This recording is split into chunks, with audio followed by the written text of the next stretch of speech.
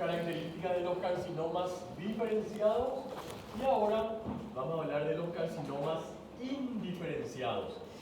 El indiferenciado comprende del 10 al 15%, o sea que es menos frecuente, ¿verdad?, que los otros. Ocurre con mayor frecuencia en pacientes mayores de 60 años. Entonces, el carcinoma indiferenciado entonces aparece en los pacientes mayores de 60 años. ¿Está bien? Generalmente existe un antecedente de bocio de larga data, o sea que entonces el paciente podía haber tenido un bocio de larga data y eso entonces se puede malignizar o asociarse. Presenta un comportamiento muy agresivo, o sea que entonces este es el carcinoma más agresivo. Tiene invasión precoz de los tejidos vecinos, así como metástasis en los ganglios linfáticos y también metástasis a distancia, pulmón, hueso y sistema nervioso central. Entonces, los carcinomas indiferenciados de tiroides pueden hacer metástasis en el cerebro o en el sistema nervioso central. Es el más agresivo y enseguida o muy pronto entonces tiene una invasión hacia los tejidos vecinos. Y en este caso, cuando hay invasión a los tejidos vecinos, sí empeora el pronóstico. ¿Está bien?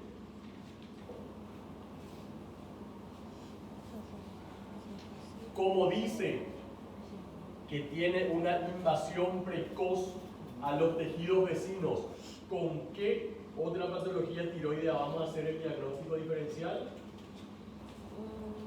Que ya hablamos anterior en la clase pasada.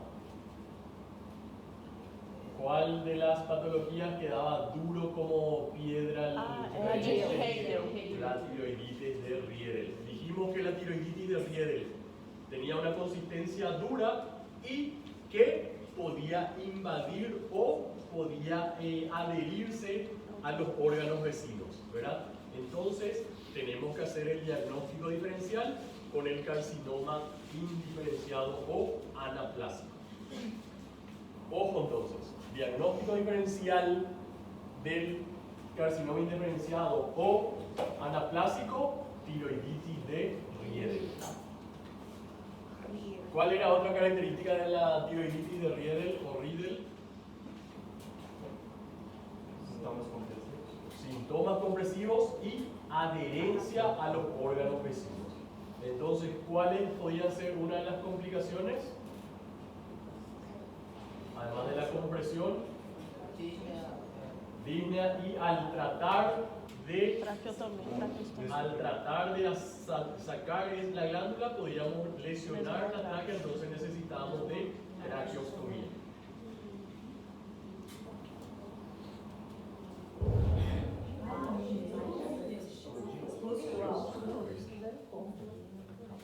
Foi lá na rua, então. Na rua, mas você sabe, Ixi, vou passar energia.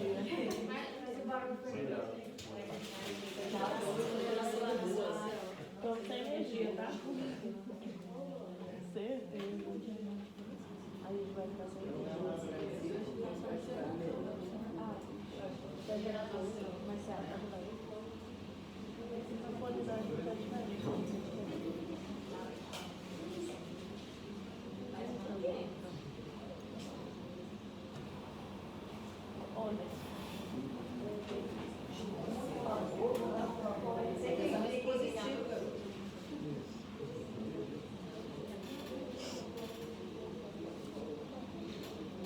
Doutor, então esse é linfático e hemático também, né?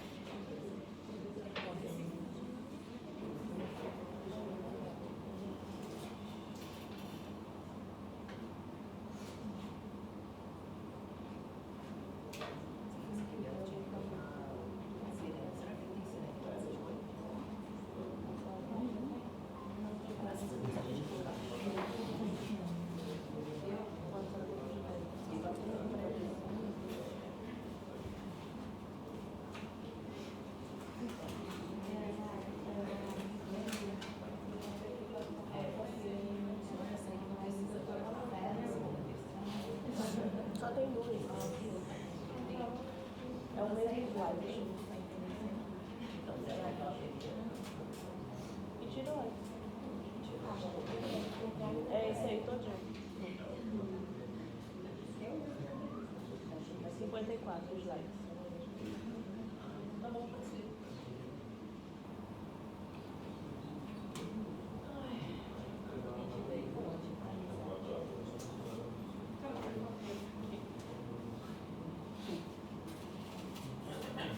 Y ahora vamos a hablar de la presentación clínica de alguno de ellos, ¿verdad?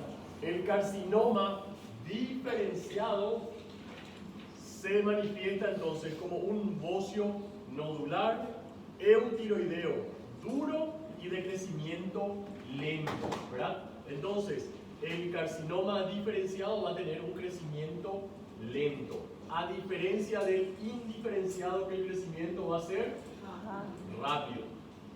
En general, entonces, no produce síntomas compresivos ni de disfunción, o sea que va a haber los asintomáticos y los sintomáticos. Puede haber en el cáncer disfonía por parálisis de una de las cuerdas vocales, ¿verdad? Recurrente o colateral. También pueden haber adenopatías cervicales en la cadena yugular. Y en otras ocasiones puede haber adenopatía sin que exista el nódulo o un crecimiento, ¿verdad? En otras ocasiones pueden constituir la única manifestación clínica sin un nódulo. Entonces, podemos tener un carcinoma tiroideo sin tener nódulo, ¿verdad?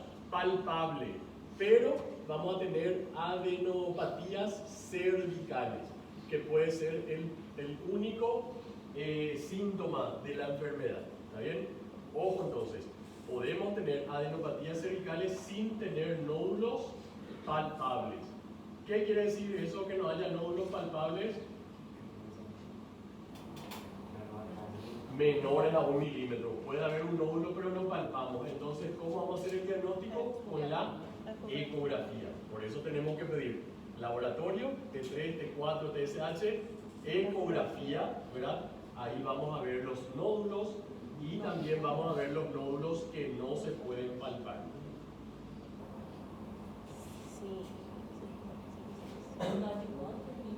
Menor a 1 milímetro. Entonces, presentación clínica: bocio o aumento de la glándula, que puede ser duro, ¿sí? Crecimiento lento,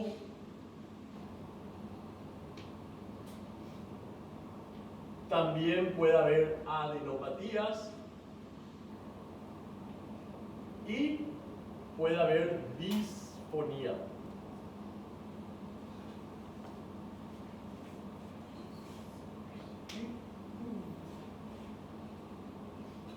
Disfonía.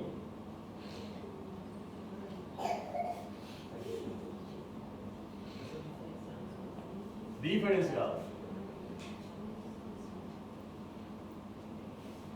En el carcinoma medular, ¿verdad? Tiene la misma presentación, pero con mayor frecuencia ya hay metástasis ganglionares. Y una cierta cantidad de pacientes también puede referir diarrea, diarrea acuosa o enrojecimiento cutáneo. A nivel del cuello, entonces en el carcinoma medular puede haber un enrojecimiento cutáneo.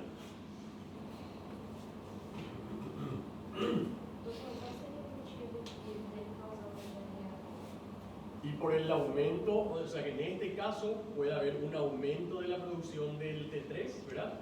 Un hipertiroidismo, y eso es lo que produce la diarrea, que eran uno de los signos del hipertiroidismo, que había diarreas, ¿sí? Y en el hipotiroidismo, ¿qué va a haber? Puede haber constipación o estreñimiento. El carcinoma indiferenciado se caracteriza por ser un bocio de crecimiento rápido, ¿verdad? En el indiferenciado, entonces, el crecimiento es rápido, ¿verdad? Tiene una consistencia duro-pétrea y hay invasión precoz de los ganglios cervicales. Son frecuentes síntomas compresivos, ¿verdad? Como tos, disnea, disfonía, disfagia y dolor acompañado por el deterioro del estado general. en el carcinoma indiferenciado ya puede haber deterioro del estado general y también puede haber pérdida de peso. La pérdida de peso en el cáncer de tiroides ¿se va a deber a la alimentación o no? No, es ya por el cáncer la pérdida de peso, ¿verdad? No es por la dificultad para la alimentación, es ya por el estado del cáncer, ¿está bien? Tienen que saber entonces también, en el caso del cáncer de esófago o estómago, ahí la pérdida de peso es por el cuadro nutricional y por el cáncer. Pero en el caso de la glándula tiroides, que no tiene nada que ver, ¿verdad?, con la alimentación, entonces la pérdida de peso es más por el cuadro del cáncer. O también asociado a las diarreas, ¿verdad? Con la diarrea entonces hay pérdida de nutrientes y entonces puede haber pérdida de peso. Ojo, hay que atender eso. Y entonces, como tenemos o sea que el tumor es duro, entonces, ¿qué dijimos? ¿Con quién teníamos que hacer el diagnóstico diferencial? Con la tiroiditis de Rieder.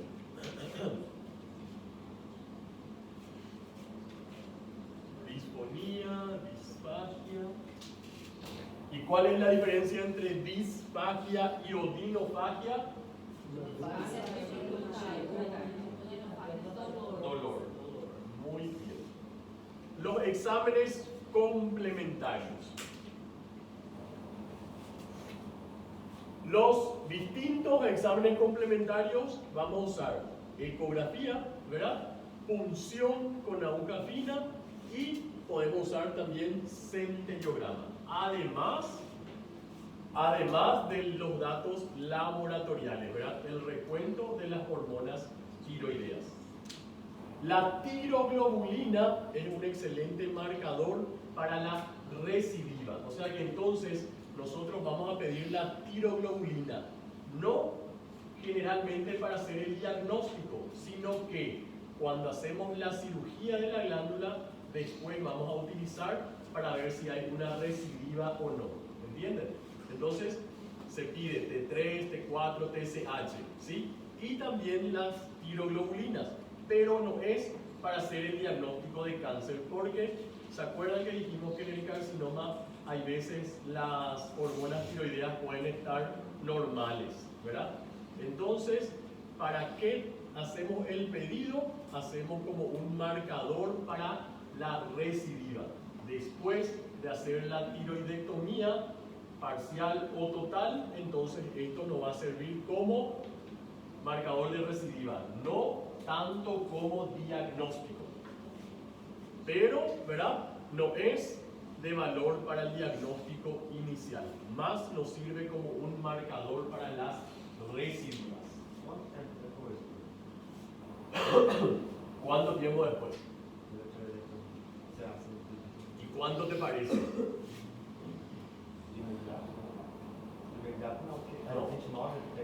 Puede ser entonces de 29 a 30 días donde vamos a ver una disminución. ¿Por qué? Porque en ese periodo de tiempo entonces la concentración de hormona se mantiene y después va bajando. Si hacemos una tiroidectomía total, ya no va a haber la producción, entonces ahí vamos a hacer el recuento.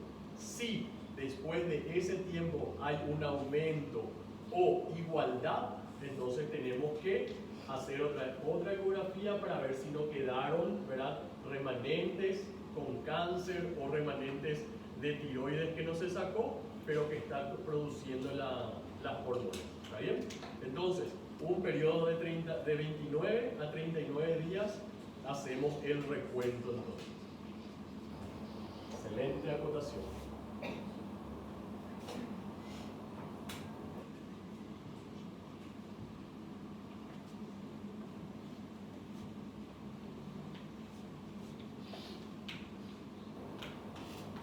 Y la calcitonina, ¿verdad?, en cambio se encuentra elevada en enfermos con carcinoma medular o hiperplasia de célula C y presenta una elevación exagerada ante pruebas de estímulo con calcio. Entonces, además entonces de del perfil, vamos a pedir laboratorio de, ¿verdad? Hemograma, todo eso, vamos a pedir perfil tiroideo y también vamos a pedir calcitonina. ¿Dónde va a estar elevada la calcitonina? Carcinoma medular, ¿sí? Después, la calcitonina desciende después del tratamiento y se eleva ante recidivas o metástasis. Entonces, la calcitonina pedimos también antes y después de la cirugía. Antes para ver si es que hay elevación para hacer el diagnóstico de carcinoma medular y después para ver si eso descendió o si se mantiene igual. Y si es que aumenta, entonces, ¿qué quiere decir? Recidiva, que la resección no fue total. La calcitonina entonces es un marcador de seguimiento.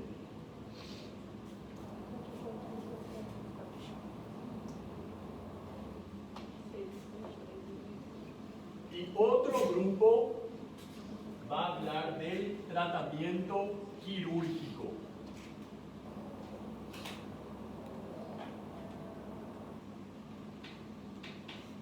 Otro grupo entonces puede ser de... ¿Ya formaron el grupo para el síndrome de Marfan? ¿Sí? Bueno. Y entonces un grupo de 2 o 3 va a hablar del tratamiento. ¿De qué? De las cirugías, ¿verdad? De la tiroides. Si es que es una tiroidectomía total, una tiroidectomía subtotal, ¿verdad? O una lobectomía. Y cuál es el pronóstico. En el libro de Mitchell está bien resumido o pueden leer de otras literaturas. ¿Está bien?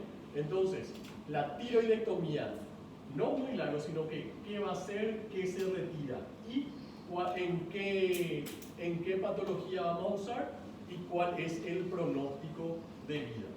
La misma cosa, si hacemos una tiroidectomía total, en qué patología usamos y cuál es el pronóstico de vida para el carcinoma medular, para el carcinoma tal cosa o para el carcinoma indiferenciado. ¿Está bien? Todos van a leer, pero un grupo va a presentar en la siguiente clase. El tratamiento entonces es quirúrgico, ¿sí?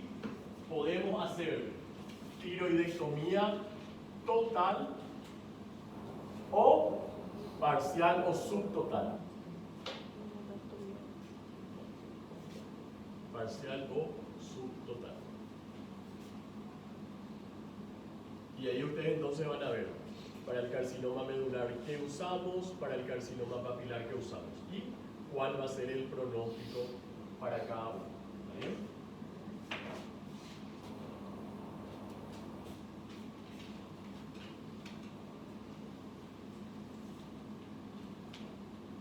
Y ahora continuamos, vamos a hablar del hiperparatiroidismo. El hiperparatiroidismo puede ser primario o secundario. El hiperparatiroidismo, ¿cuál va a ser la diferencia entre el hiperparatiroidismo primario y secundario? A ver.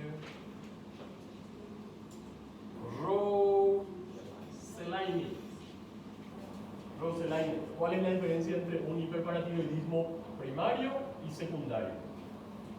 Primario yo creo que sería de afecciones que provienen directamente de la paratireoides. Puede ser una enfermedad de la paratireoides, una resección. Y el secundario,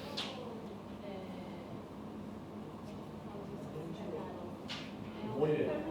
Primario entonces se produce en la paratiroides y secundario en otro órgano, pero que repercute en la paratiroides.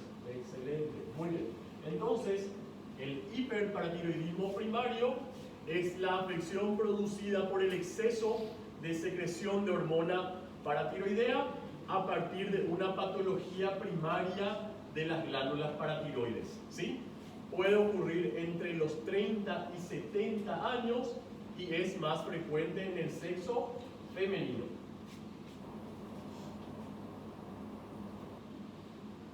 ¿Qué pasa? El aumento, ¿verdad? O sea que las paratiroides van a aumentar su producción de paratormona y que esto entonces, ¿qué aumenta?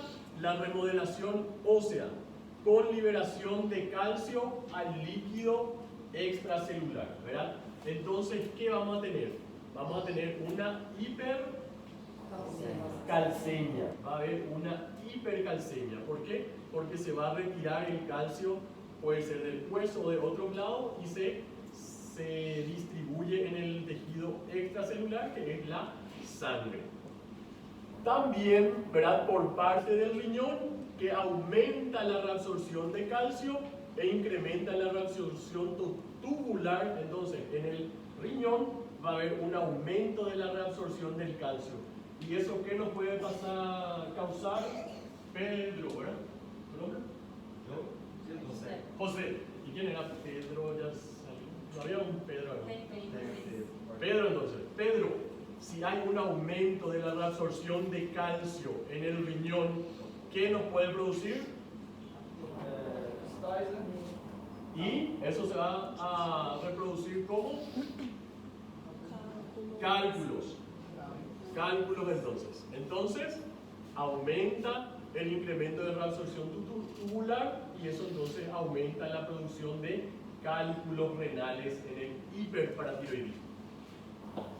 El hiperparatiroidismo también se manifiesta de forma esporádica o familiar. Cuando es familiar, también entonces en el caso del hiperparatiroidismo puede estar asociado a neoplasias endócrinas.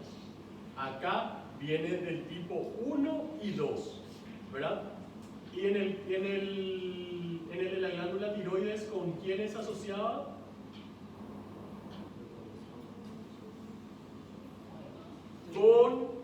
Está con la neoplasia endocrina múltiple de tipo 2. La tiroides es tipo 2 y la paratiroides tipo 1. ¿Está bien? El otro era 2A y B y este es 1 o 1A.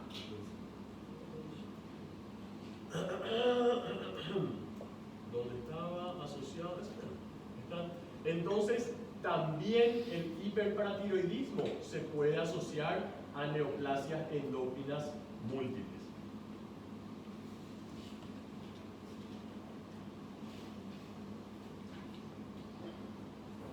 Lean, pero no les voy a preguntar. El hiperparatiroidismo se puede presentar en forma de adenoma o de hiperplasia. Y ahora vamos a ver la diferencia entre adenoma y hiperplasia. El adenoma macroscópicamente se caracteriza como el aumento del tamaño de una glándula, ¿verdad? Entonces, tenemos la glándula tiroides y está la glándula paratiroides. El adenoma es cuando solamente una de las glándulas crece y las otras continúan iguales, ¿está bien? Y esta es la que va a crecer y la que va a aumentar su función. Entonces, el aumento de tamaño de una sola glándula, ¿verdad? De color castaño, de consistencia blanda y de superficie lisa. El criterio más importante para confirmar el diagnóstico es observar que las restantes glándulas tengan el tamaño normal y que la biopsia de una de ellas también sea normal. Entonces, ¿cómo vamos a hacer? Vamos a biopsiar la glándula mayor y también vamos a biopsiar una de las glándulas menores. Y esta tiene que tener su funcionamiento normal. Y ahí entonces hacemos el diagnóstico de adenoma. El adenoma es la lesión más frecuente en el hiperparatiroidismo. Entre hiperplasia y adenoma, el adenoma entonces es la lesión más frecuente. ¿Está bien? Entonces, adenoma es el crecimiento de una sola glándula. ¿Cómo hacemos el diagnóstico? Cuando confirmamos, ¿verdad?, que una glándula es mayor y cuando biopsiamos la otra, también su funcionamiento es igual. En cambio, la hiperplasia, todas las glándulas muestran aumento de tamaño. ¿Está bien? Aunque pueda no ser de forma homogénea o simétrica. En la hiperplasia, entonces, todas están aumentadas. Pueden ser todas iguales de forma simétrica o una puede ser más grande, la otra menor y la otra grande. ¿Está bien? Entonces, de forma asimétrica, pero todas aumentan de tamaño. La hiperplasia es la lesión más frecuente donde en el hiperparatiroidismo familiar, y el adenoma es más frecuente en el hiperparatiroidismo esporádico. ¿Está bien? Entonces, en el hiperparatiroidismo esporádico, en el que aparece en cualquiera, entonces es el adenoma. Pero si es de tendencia familiar, va a ser la hiperplasia.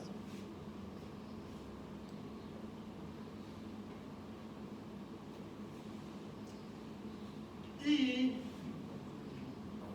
la complicación o el carcinoma de paratiroides, entonces macroscópicamente es una masa de mayor tamaño, de consistencia que en las de mayor tamaño y consistencia que en las patologías anteriores, o sea que la consistencia va a ser más dura y mayor, y puede llegar a ser palpable en 50% de los casos. Ustedes saben que la glándula paratiroides no se palpa, pero en el caso de un carcinoma, en el 50% se puede palpar la glándula paratiroides. Ojo entonces.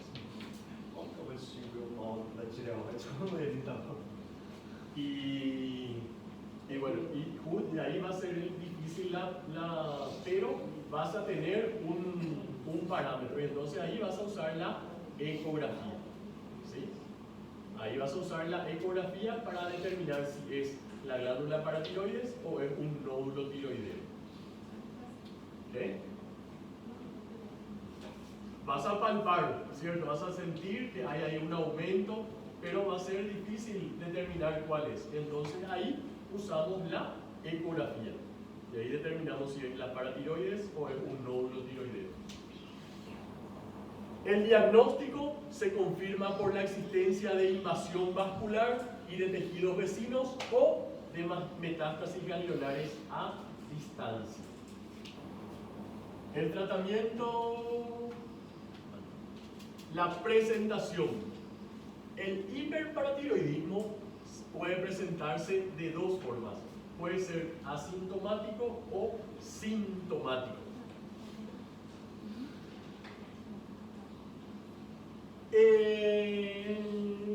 Asintomático y sintomático. El sintomático puede venir de diferentes causas, de diferentes formas. Puede venir por un síndrome urinario. ¿Qué pasa? El exceso de eliminación de calcio y fósforo en la orina, así como la alcalinización, ¿verdad?, predisponen a la formación de calcio y de formación de litiasis. Entonces, el paciente puede venir por infecciones urinarias a repetición o puede venir por cuadros de cálculos renales. Entonces, ahí tenemos que también pensar que sea un cuadro de hiperparatiroidismo. En el caso del síndrome esquelético, el exceso de reabsorción de calcio produce lesiones que en su forma avanzada fueron descritos como osteitis fibroquísticas. En este caso, ¿verdad?, pueden haber fracturas patológicas. ¿Cuál es la diferencia entre la fractura traumática y la fractura patológica? La traumática con impacto. ¿Y la patológica? Sí, pueden haber sin ningún trauma, pueden haber fracturas, ¿verdad? Si viene un paciente que tiene una fractura patológica, entonces tenemos que, ¿en qué vamos a pensar si tenemos un paciente con fractura patológica? Pueden ser Osteoporosis. ¿Qué más? Vamos a hacer el diagnóstico diferencial. ¿Qué más? Hiperparatiroidismo. Hiperparatiroidismo y cáncer, ¿verdad? Puede ser cáncer de óseo o metástasis ósea.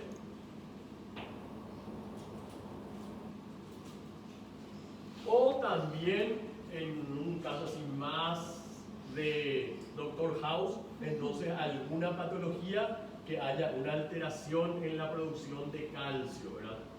Entonces, tenemos estos diagnósticos. Paciente con fracturas patológicas, entonces pensamos en osteoporosis, ¿verdad? Dependiendo si es mujer, ¿verdad? O varón. También podemos pensar en hiperparatiroidismo, ¿verdad? Podemos pensar en metástasis o en cáncer de hueso. Y en otros casos así más, entonces, pensamos en alguna alteración de factores genéticos que pueden haber una alteración en la producción de calcio. ¿Y por qué se produce el síndrome esquelético? Por un exceso de absorción del calcio. Y eso, ¿cómo vamos a ver en la radiografía?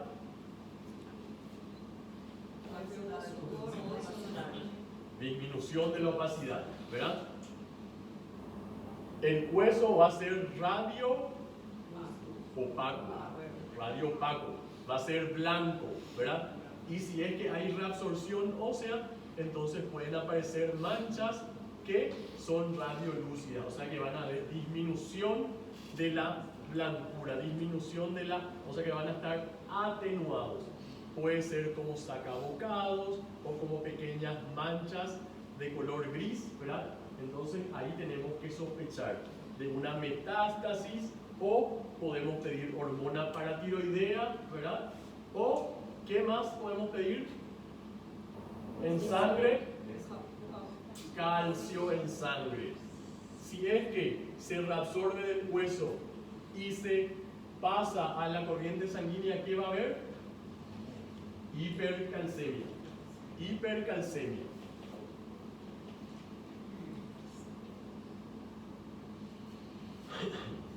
Muy bien. También pueden haber síndromes digestivos, ¿verdad? Se ha visto el aumento de la frecuencia de la úlcera péptica con el cuadro de hiperparatiroidismo. O sea que si nosotros tenemos una úlcera, tenemos que si tenemos una úlcera péptica, ¿qué tenemos que descartar entonces? Ahora que ya saben que el hiperparatiroidismo también puede ser. ¿Cuáles son los factores de riesgo de úlcera péptica? H. pylori. Después, ingestión o ingesta de AINES. Y también, ahora entonces, hiperparatiroidismo. O sea que vamos a pedir paratormona. Si es que nos viene entonces H. pylori negativo y continúa con los cuadros de úlcera, entonces vamos a pedir paratormona. Y después está la crisis hipercalcémica. La crisis hipercalcémica, ¿verdad?, es cuando las calcemias llegan a conteos mayores a 15 miligramos por ciento. Si tenemos más de 15 miligramos por ciento de calcio en sangre, entonces sospechamos de una crisis hipercalcémica. ¿Y cuáles van a ser los síntomas? Va a haber náuseas, debilidad, vómitos, síndrome confusional y de no ser tratada puede llegar al coma. Pero ¿qué pasa con estos síntomas? Si es que viene con anorexia, náusea, debilidad, vómitos y síndrome confusional, ¿qué puede ser?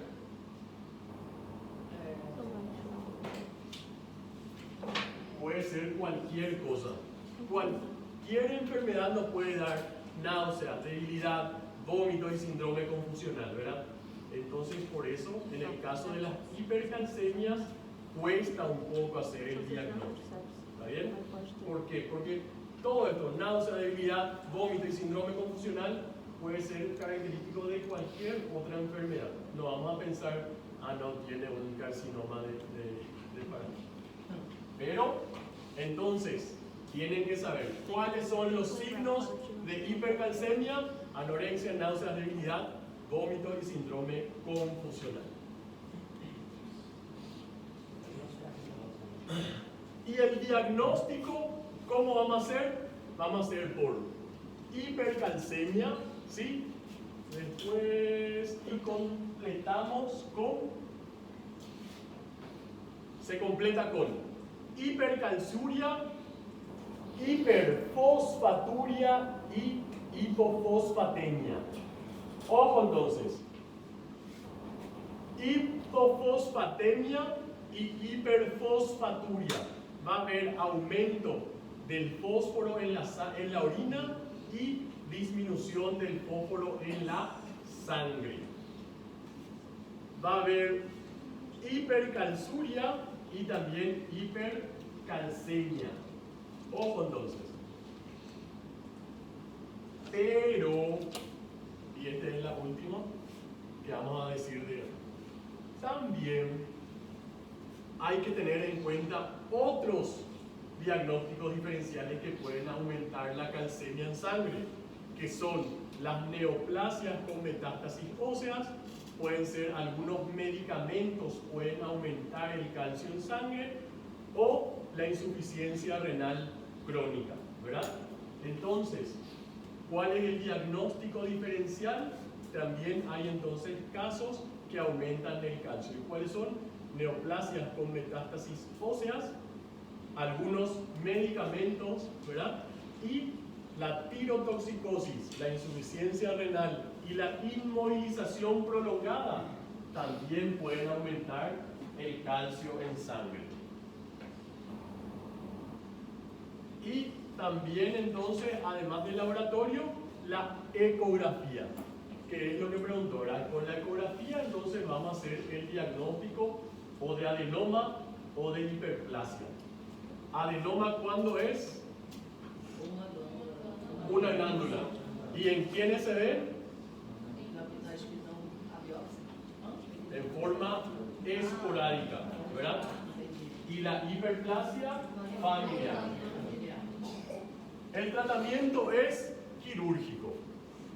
El tratamiento es quirúrgico, está indicado en los pacientes sintomáticos o en los pacientes asintomáticos. También se recomienda, ¿por qué? Porque más del 30% puede tener complicaciones en 10 años. ¿Está bien? Entonces, cuando tenemos hiperparatiroidismo, el tratamiento es quirúrgico. ¿Por qué? Porque si es que dejábamos que corra en algún momento entre los 10 años, 30% pueden presentar complicaciones. Entonces, hacemos el diagnóstico y el mejor tratamiento es quirúrgico.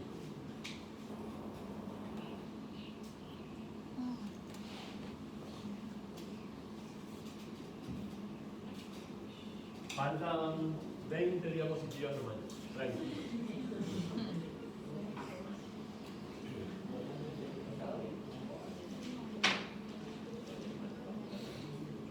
Hiperparatiroidismo.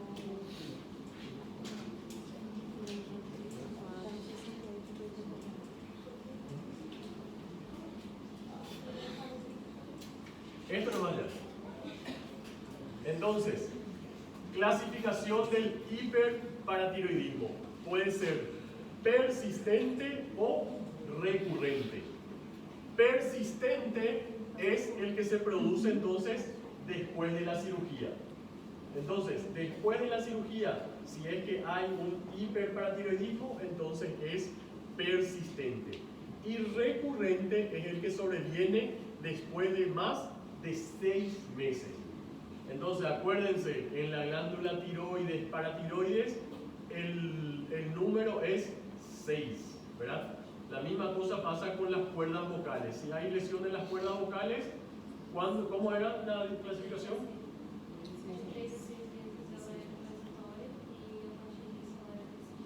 Muy bien. Y acá entonces va a ser persistente y recurrente. Persistente es la que se encuentra después de la cirugía y menos de 6 meses. Y recurrente es la que aparece después de los 6 meses. Si aparecen signos de hiperparatiroidismo después de los 6 meses, recurrente. Si aparece antes, persistente. Y el hipoparatiroidismo, ya dijeron los compañeros, ¿verdad? La causa más frecuente entonces es traumatismo quirúrgico de las glándulas paratiroides durante la cirugía. También puede ocurrir luego de una paratiroidectomía subtotal y existen causas de hipoparatiroidismo. Puede ser idiopático o ausencia congénita de la paratiroides y el timo, que es el síndrome de DiGeorge, o por causa de una deficiencia endocrina múltiple autoinmune. El diagnóstico, este ya hablando de la salida. Este dejamos para la siguiente clase.